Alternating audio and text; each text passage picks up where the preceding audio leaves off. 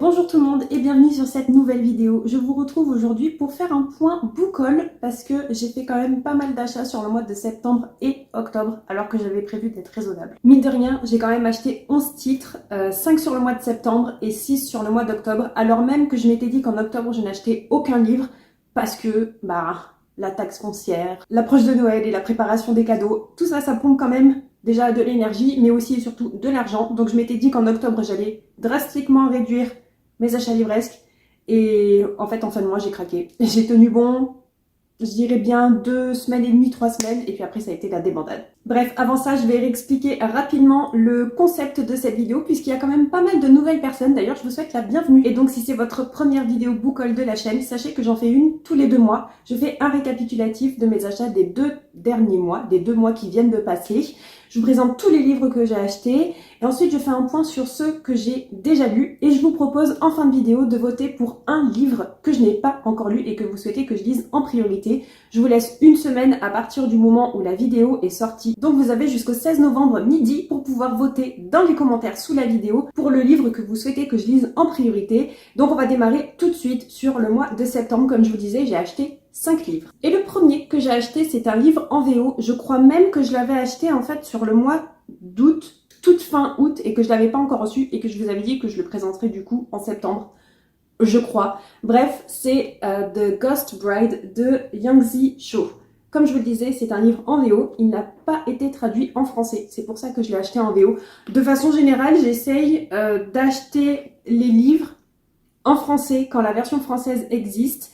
Mais si j'en ai marre d'attendre et que je veux vraiment découvrir le livre, du coup, là, je me rabats sur la version...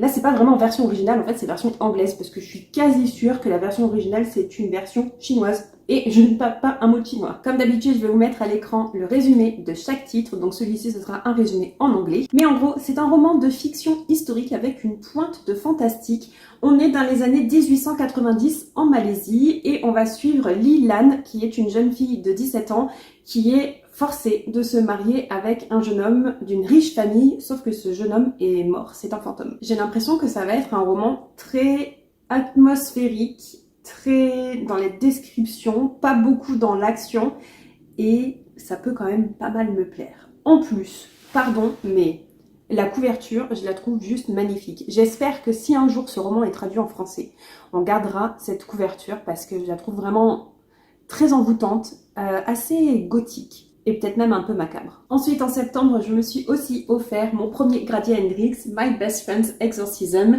qui est paru ici aux éditions Milan. C'est une version en français, malgré le titre en anglais. Et celui-ci, je l'ai déjà lu. Je l'ai lu dans le cadre de mon vlog des lectures horrifiques pour Halloween. C'était horrifique, mais pas trop non plus. Ça passe pour moi, j'ai pas été terrifiée. Et c'était une très chouette découverte. Pour rappel, ici, ça se passe dans les années 80 aux États-Unis, à Charleston plus précisément. Et on va suivre Abby, qui est la meilleure amie de Gretchen. Sauf que Gretchen, au cours d'une soirée entre amis, elle se retrouve possédée par le diable. Donc on va suivre un petit peu les aventures d'Abby, enfin du coup les mésaventures d'Abby, qui essaie de sauver Gretchen. Forcément, qui dit possession, dit exorcisme et dit surtout horreur. Et comme je vous le disais, c'est de l'horreur, oui, mais ça n'est pas terrifiant. Donc si vous êtes comme moi une grosse flippette, vous pouvez très largement découvrir ce titre et ne pas être terrifié. Attention toutefois, c'est un roman assez parodique. On part quand même pas mal dans l'absurde sur certaines situations, certains événements. Et moi je m'attendais pas à ça, du coup ça m'a un peu déboussolée. Mais maintenant que je sais que c'est la petite touche de Grady Hendrix, je vais m'y attendre sur les prochains titres et donc du coup, sachez qu'il y a quand même des éléments assez absurdes. Ensuite, en septembre, j'ai aussi acheté 2 titres de la même maison d'édition, mais ça c'est clairement de leur faute en fait, hein. C'est à cause d'eux. Déjà parce qu'on va pas se mentir, j'adore cette maison d'édition. En plus, ce sont des thrillers domestiques et moi j'adore ça. Bref, en premier lieu, je me suis pris La Maison des Mensonges de John Mars. C'est un auteur que je ne connais pas du tout, mais j'ai déjà un autre titre de lui dans ma bibliothèque, qui est juste ici d'ailleurs. Ouais, ici, âme sœur, que je n'ai toujours pas lu. Bref, j'ai aussi très envie de découvrir La Maison des Mensonges. Et sur la couverture, on nous dit que ici, la vérité est bien plus dangereuse que ce qu'on cache. Je vais vous lire tout simplement le résumé. On nous dit « La vie de Nina est réglée comme un métronome. Le matin, elle va travailler à la bibliothèque et le soir, elle retrouve sa mère, Maggie, avec laquelle elle vit depuis toujours. Nina prépare le repas et les 2 femmes dînent paisiblement. Un quotidien banal, mais un détail jette une ombre au tableau. Le pied de Maggie est attaché à une lourde chaîne qui l'empêche d'atteindre la porte de la maison. Et cette chaîne, elle ne la quitte jamais, pas même quand elle dort dans le grenier, parfaitement insonorisé. Docile, Maggie accepte tout, les privations, les punitions et la solitude.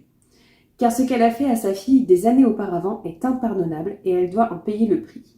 Mais il y a beaucoup de secrets que Nina ignore et que sa mère n'a pas l'intention de lui révéler, parce que dans cette maison, la vérité est plus dangereuse que le mensonge. Une maison, deux femmes de la même famille, des secrets. Est-ce que ça sent un peu le huis clos ? Peut-être. Ça peut me plaire, même si c'est pas forcément ma trope préférée. Mais des secrets dans une même maison entre deux personnes de la même famille, et surtout ici, une relation mère-fille qui paraît quand même assez compliquée, voire toxique, là je dis oui. J'aurais aimé le lire dès sa sortie et surtout dès que je l'ai acheté.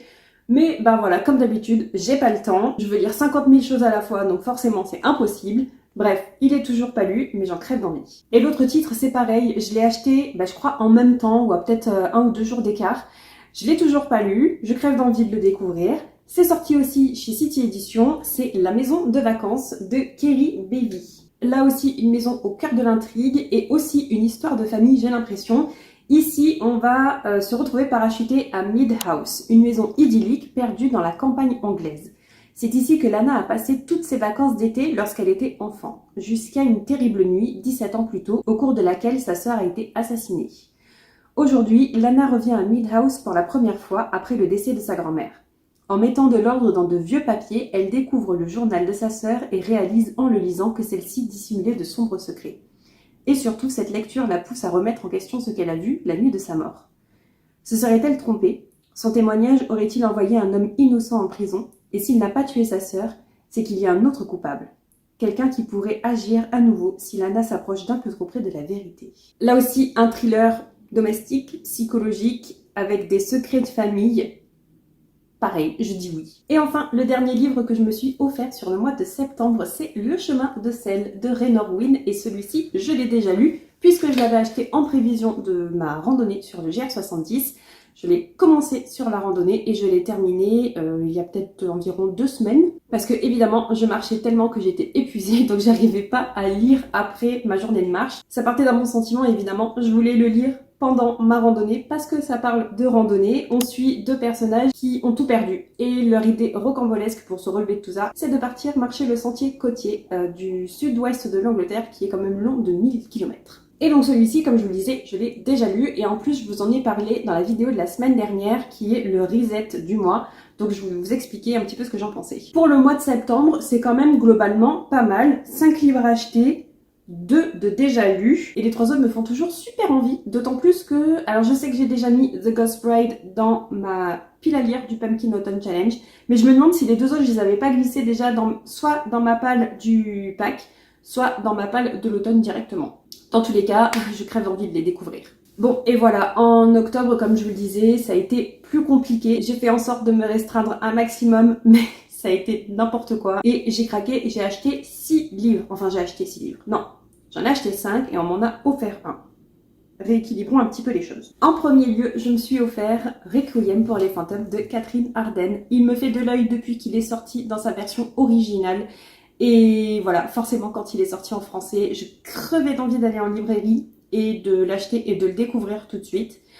Comme je vous le disais, j'ai fait attention, je me suis un peu forcée de ne pas y aller, mais j'ai fini par craquer et malheureusement je ne l'ai toujours pas lu. Mais j'ai bien l'intention de le lire au moins avant la fin de l'année. C'est un roman historique avec une pointe de fantastique ici aussi. Décidément, j'adore ça. On va suivre notre personnage principal qui, je crois bien, est infirmière pendant la Première Guerre mondiale. Et quand elle rentre chez elle, qu'elle a terminé sa mission, elle reçoit une lettre qui lui dit que son frère, qui lui aussi était parti à la guerre, est malheureusement décédé. Sauf qu'elle n'y croit absolument pas, elle décide de ne pas croire à sa mort et elle va partir à sa recherche. À la fin du résumé, on nous dit une fantaisie historique inspirée d'événements réels qui vous fera passer du rire aux larmes en une seule phrase. Une nouvelle réussite de Catherine Arden, autrice de L'Ours et du Rossignol. Que je n'ai pas découvert, mais que j'ai quand même dans ma pile à lire. Bref, comme je vous le disais, celui-ci, Malheureusement, c'est pas encore découvert. Ensuite, un titre dont je vous avais parlé sur Instagram, tout simplement parce que j'avais le choix entre deux éditions et j'arrivais tout simplement pas à choisir. En premier lieu, je voulais absolument la couverture des éditions Game Master dans la collection Totem parce que j'adore leur couverture, je suis fan, je les veux toutes. Et en faisant des recherches, je me suis rendu compte que les éditions 10 du Gîte avaient aussi une très jolie couverture. Donc je vous avais fait voter sur Instagram parce que comme j'arrivais pas à choisir, fallait que quelqu'un me fasse à ma place. Sauf que sur Instagram, il y a eu un 50-50.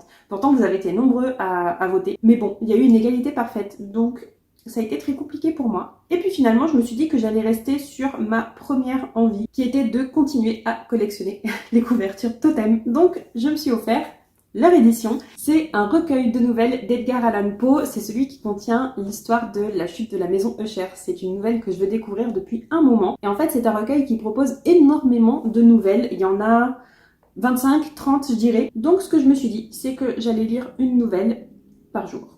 Et pour le moment, je tiens le rythme. J'ai pas lu encore celle d'aujourd'hui. Je pense que c'est plutôt une bonne idée. Par contre, la nouvelle de la chute de la maison Usher, c'est une des dernières. Donc je vais découvrir vraiment en fin de mois. Mais donc, la bonne nouvelle, c'est que j'ai démarré cette lecture. Et en plus, je suis vraiment contente d'être restée sur ma première idée et d'avoir choisi Game Master. Et le jour où je me suis offert ce roman, j'étais avec mon ami à la Fnac et lui, il a pris le dernier McDowell. Je pensais que c'était pour lui, mais en fait, il l'a glissé dans ma valise. C'est Lune froide sur Babylone. Toujours un travail magnifique des éditions Monsieur Toussaint l'ouverture. Je vais vous le rapprocher un petit peu de la caméra pour que vous voyez. J'aime beaucoup et en même temps ça me fait un peu bizarre qu'il soit parti sur une couverture très bleue, très colorée, très vive comparée à ce qu'ils font habituellement, notamment avec la série Blackwater qui était dans des tons quand même assez neutres. Ici c'est très vif mais je pense que ça me plaît pas mal. Au résumé on nous dit Babylone, Floride 1980. Chaleur et pom-pom girls. Rumeurs et superstitions, serpents venimeux et mort brutale. Mais aussi une rivière tortueuse qui a déjà marqué la famille Larkin d'un sceau funeste. Alors quand la jeune Margaret disparaît, c'est comme si ses flots se mettaient à couler à l'envers, faisant ressurgir ce qui n'aurait jamais dû y sombrer. Au même moment, une immense lune se lève au-dessus de la ville et envahit tout de son éclat implacable, aveuglant victimes comme meurtriers, les déchus de Babylone. J'adore le style d'écriture de Michael McDowell qui nous décrit des morts ou des événements absolument atroces d'une façon extrêmement banale et j'ai vraiment hâte de découvrir ce qu'il nous a mijoté dans celui-ci. Est-ce que je vais le lire avant la fin de l'année? Il y a de fortes chances, surtout que les Michael McDowell, en général je les dévore et en plus ma mère me les emprunte et les dévore aussi. Donc si j'ai envie de le découvrir assez rapidement et de pouvoir en discuter avec elle, va falloir que je m'y mette. Ensuite, je vous en ai déjà parlé plusieurs fois en vous disant que j'adorais absolument la couverture et que c'était ce qui me motivait en fait à découvrir l'histoire, mais que j'hésitais à l'acheter parce qu'il était quand même très cher. Est-ce que j'ai craqué? Évidemment, puisque on est quand même sur la vidéo du book haul. Je me suis pris L'ombre sur Innsmouth, une nouvelle de Lovecraft, ici illustrée par François Baranger. Je pense que vous comprenez pourquoi la couverture m'a envoûtée. Pour celles et ceux qui ne savent pas, je suis fan de littérature maritime. Enfin, tout ce qui se passe vraiment en mer, en bord de mer. Donc forcément, avec une couverture pareille, c'était vendu. J'ai essayé de résister, je n'ai pas réussi. Je l'ai acheté. Et je l'ai lu. Je voulais le lire sur la soirée d'Halloween, mais j'ai pas eu le temps. Mais je l'ai découvert quand même quelques jours après et c'est un gros oui. Tellement que je pense que je vais demander les autres nouvelles illustrées par François Baranger pour Noël ou pour mon anniversaire ou que je vais me les offrir l'année prochaine parce que j'adore. Ça a été incroyable. Oui, je l'ai lu. Dans L'ombre sur Innsmouth, on suit notre narrateur, notre personnage principal qui n'est pas nommé et qui, au cours de son voyage entre Arkham et Newburyport, se retrouve obligé de s'arrêter à Innsmouth, qui est un village carrément flippant. Et on va suivre sa journée et sa nuit à Innsmouth parce que, évidemment, il se retrouve obligé de séjourner la nuit dans ce village inquiétant avec ses habitants absolument terrifiants. J'ai adoré parce que en plus, je m'attendais vraiment pas à ce que ce soit une histoire avec un plot twist avec une fin. Je pensais que j'allais découvrir une nouvelle très atmosphérique, mais avec beaucoup de descriptions et pas forcément d'histoire. Sauf qu'il y avait une histoire. Bref, celui-ci, c'est acheté, lu et validé. Et enfin, il y a quelques jours, j'ai craqué. Je suis retournée en librairie puisque j'attendais avec impatience le nouveau Maxime Chatham qui sortait en toute fin de mois, le 30 ou le 31 octobre, je sais plus. Je m'étais dit que j'allais faire attention, que j'allais patienter, que j'allais attendre un nouveau mois pour l'acheter et ça n'a pas du tout été le cas. J'ai craqué au bout de 24 heures. Je suis allée l'acheter le lendemain de sa sortie. C'est donc Prime Time aux éditions Albin Michel comme d'habitude. Et ici c'est un thriller avec un résumé on ne peut plus court. On nous dit, alors que des millions de téléspectateurs regardent le 20h sur la chaîne nationale, un homme masqué, la voix déformée, prend en otage le présentateur vedette. Si le direct est coupé, il le tue. Et j'ai l'extrême fierté de vous dire que, sitôt acheté, sitôt démarré, je suis à la moitié. Non, j'ai même légèrement dépassé la moitié. Je suis assez fière de moi. C'est très dense, c'est un roman qui fait plus de 550 pages et il y a beaucoup d'informations. Donc ça me prend du temps de le découvrir, mais je suis en plein dedans. Et c'est ma seule lecture en cours, hormis le recueil de nouvelles d'Edgar Allan Poe. Donc je pense que je vais rapidement le terminer. Et quand je suis allée à la librairie pour acheter Prime Time, je me suis dit que j'allais acheter Prime Time et c'est tout, que j'allais éviter de regarder les autres livres et que surtout j'allais pas embarquer un autre livre. Évidemment, comme d'habitude, ça n'a pas été le cas, ça a été un échec total, mais je ne suis repartie qu'avec un autre livre en plus du dernier Chatham.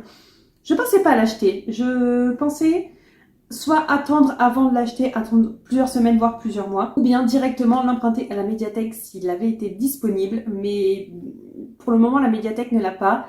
C'est tant mieux parce que sinon ça aurait été un achat pas très réfléchi. De toute façon, j'ai quand même pas réfléchi. Je l'ai pris quand même. C'est Parmi les fleurs bruissent les secrets d'Adrienne Young. Là aussi, je vais vous offrir un instant contemplation de la couverture que je trouve magnifique et en plus un joli jaspage. Vraiment, je le trouve très très beau. Et je m'attendais pas du tout à ce qu'il y ait un jaspage. J'ai été très surprise de le voir quand je l'ai pris en main. Et je suis quand même assez pressée de le découvrir. En plus, ce sera mon premier titre de cette autrice. Je sais qu'elle a écrit d'autres titres, mais que je n'ai pas découvert. Bref, pour ce roman, la 4e de couverture nous dit « Une femme risque tout pour mettre fin à la malédiction qui touche sa famille depuis des générations. Révéler la vérité derrière la disparition de sa mère et rencontrer l'amour dans ce roman envoûtant. » Dans une petite ville cernée par les montagnes en Caroline du Nord aux États-Unis, June Farrow attend que le destin la retrouve. Car les femmes Farrow sont connues pour leur ferme florale, mais aussi pour la mystérieuse malédiction qui les frappe l'une après l'autre. Depuis un an, June voit et entend des choses qui n'existent pas. De légers carillons éoliens, une voix l'appelant par son nom et une porte mystérieuse apparaissant de nulle part. Autant de signes qui lui annoncent le début de sa longue déchéance. Pourtant, après la mort de sa mère, June se risque à toucher la porte qui continue de surgir devant ses yeux ébahis et à en franchir le seuil.